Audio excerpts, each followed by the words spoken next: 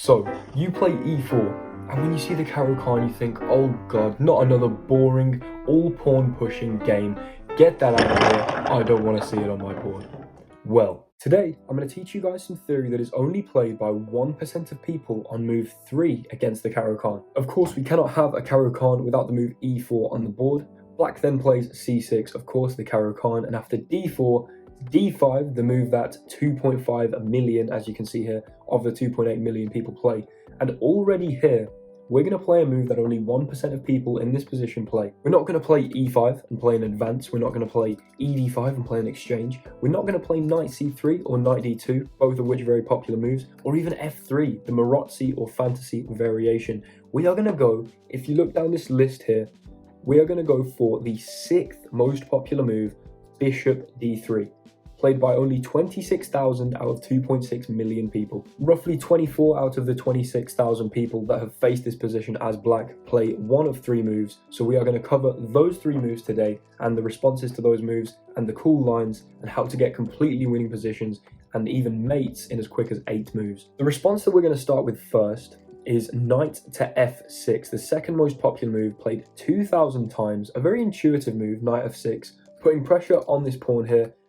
Obviously threatening to take on e4. However, if they play this move, they have almost already lost the game. What you're going to do here as white is take this e-pawn and just play e5. Because if we look at where this knight can go, it's only got 1, 2, 3, 4, 5 squares. Now you'd assume that one of those squares is a good place for the knight. However, we can start ruling them out. Now the first and easiest move that we can rule out here is knight to h5, as of course that would just hang to the queen. So, knight is only left with 4 options. Well, what's wrong with knight e4, for instance? Well, if knight e4, we play f3, and as you can see here, the knight's completely trapped. There is nowhere for this knight to go, and yes, after f5 and takes here, we have to move the bishop, but we are going to win a piece on move 5. We're going to be completely winning, so knight e4 is not a viable option. If your opponent plays knight to g4, we can simply play h3, forcing the knight back to h6, and then just knight f3. And after a move like e6, which is Stockfish's recommended move for black, you see this knight is really sidelined. None of black's pieces are developed, and we can just castle here, having a huge claim on the center.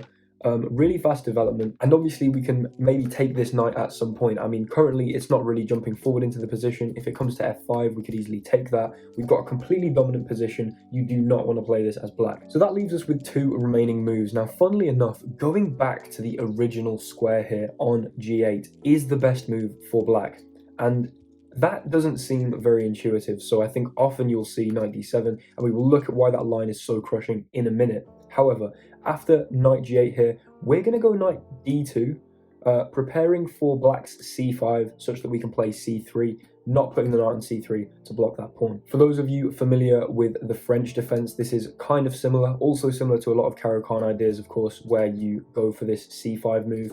And so after knight c6, knight g f3, bishop g4, pinning this knight, seems like an intuitive move, but then even here there's traps, where if you take this pawn and black decides to take this pawn here, we can take this knight and give up our queen to then play bishop b5 check, forcing the queen to block, picking up that queen, and after the king moves, we've got this fork inbound. Obviously we're going to pick up this bishop, however, and yeah, this is a completely winning position. After f6, we actually want to play knight f3, and if this is taken, then we can just take here. This is, unstoppable. The king cannot go to e8, held by the bishop. And yeah, this is going to be a completely winning position here. Now, while that is only one line in the knight g8 line for black, that is just an example of how passive black's position is and how dominant white can get very quickly. We are left, however, now with only one move, seemingly the most intuitive and the one that is played the most often if we see the database here, nearly 50% of the time, knight d7. And in this position, we're going to play e6. And the thing is, black cannot take this pawn, because if black takes this pawn, queen h5 check, g6 only move, sacrifice the queen, because you might as well, and after hg6, bishop g6 is checkmate. This e6 move here is known as the Landau Gambit. Many people, 71 as you see here, have fallen into this checkmate in 2 with a queen sacrifice on move 8. Of course, very flashy stuff.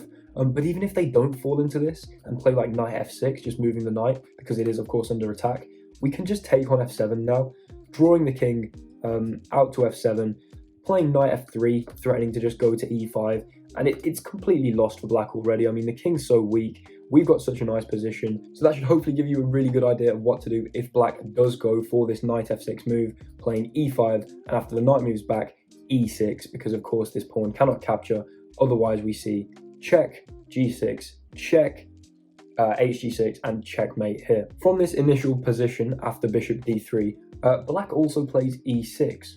Now, after e6, we're going to play knight to c3 here. This is Stockfish's recommendation, and we're going to cover the best move, which is d takes e4, and then the 2 most popular moves, neither of which are the best move, bishop b4 and knight f6 here. If your opponent plays d takes e4, the best move, you're going to play knight takes e4, gambiting that d4 pawn to the queen, to then play knight f3, which you know, completes a lot of development here, as well as hits the queen, so developing the tempo on the queen, obviously a good idea.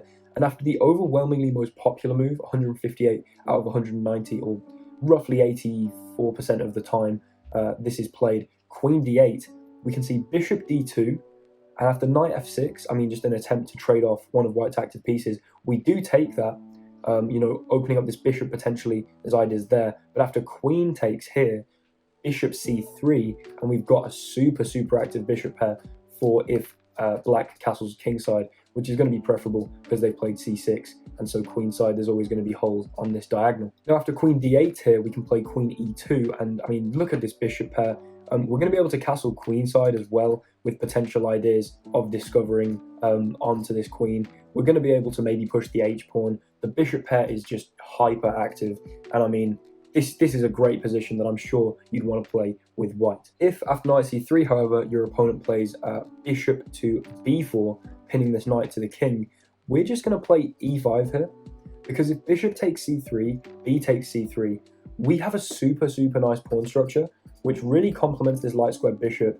Maybe queen h5 ideas to threaten mate if black castles queenside. We've got a lot of space, and these double pawns are not bad because black does want to play c3, and if that takes happens, we can then always play c3 again to reinforce that pawn on d4. So this line also very pleasant for white. If after knight c3, however, black plays knight f6, we are still going to play e5, and after the knight goes back to d7, we're going to play knight ce2, preparing for c5 by, you know, vacating the c3 square to play c3, and after knight c6, we're actually going to play h4 here. This is a nice bit of preparation where you can definitely scare your opponent. This is Stockfish's best move. Similar to a sort of French structure, black basically looks like they're playing a Steinitz French.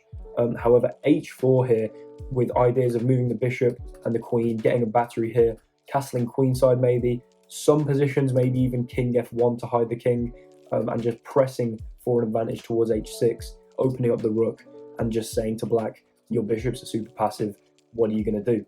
Super nice position for white. I would really recommend this line as well. Finally, and perhaps most importantly, given that it is the most common and the best response to this bishop d3 move, we're going to look at d takes e4. After your opponent takes that pawn, you are of course going to recapture. And then if we just look at this move here, knight f6, it is played an overwhelming majority of times, 95.5% of times. So after knight f6 here, you can play bishop f3, which is a great move and Stockfish's recommended move.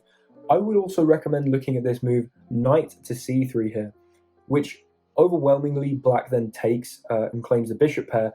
But you get this knight on e4, transferring it over towards the king side. And again, overwhelmingly here, 2,000 people, or 2,000 games rather, have been played with bishop f5 to then play knight g3, attacking the bishop. And again, everyone in this position will play bishop g6, where you can now play knight 1 to e2, threatening to go to f4 to trap that bishop, and actually you're not really giving up the bishop pair at all. After e6 here, which is Stockfish's recommended move, knight to f4 of course hits that bishop, and white doesn't typically score very well, but 4 games is not, you know, 4 games is not enough to go off. These people did not know what they were doing, because after bishop d6, the best move, we can play h4, and these arrows here, I'm basically showing that neither of these pawns can be pushed, because say that the h pawn is pushed, we can take that bishop, and if we turn on the evaluation here, after pawn recaptures and queen to either g4 or d3, it's looking like this diagonal here,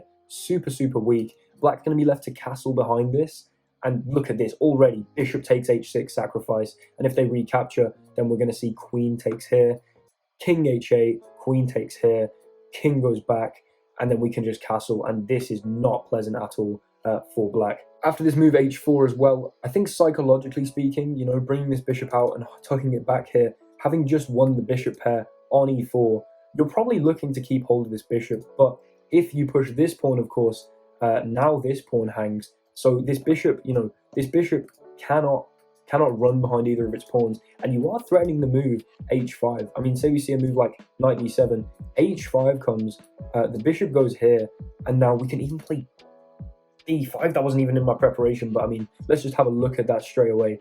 d5, and if takes, we can take here, and after pawn takes, this pawn structure is awful. We can castle here, but most importantly, I think we've got this really expansive position with this h pawn here, and I just really like playing h4. I'm sure a lot of you do too.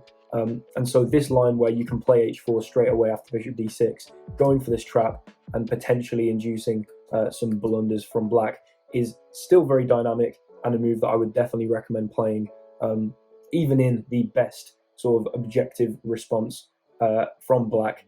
There is a lot of dynamic play. The last thing that I will say is that after queen c7 here, you do want to just take this bishop because your knight is attacked twice, and after the pawn recaptures, it's just a very interesting position. A move like queen f3, you're just playing chess, really. I mean, there's not even a bishop pair, there's pawn imbalances. It's a nice position to play, I think, probably for black and white as well. Maybe even there's ideas to transfer this knight here and do some damage on the f7 square. So yeah, I mean, we can't analyze every single thing, leaving you guys with this kind of position as the worst case scenario where you play h4 here on move 10 as your preparation. I still think it's pretty cool. And yeah, hopefully some of you are enticed to play it, especially with that knight f6 Landau Gambit trap. Thank you very much for watching. If you enjoyed, I'd really appreciate a like, comment, and if you're new, subscribe. If you're going to play this, let me know. If you have any questions about certain lines, I will absolutely look into this further. I haven't even started playing this myself. This is just some theory that I've started preparing.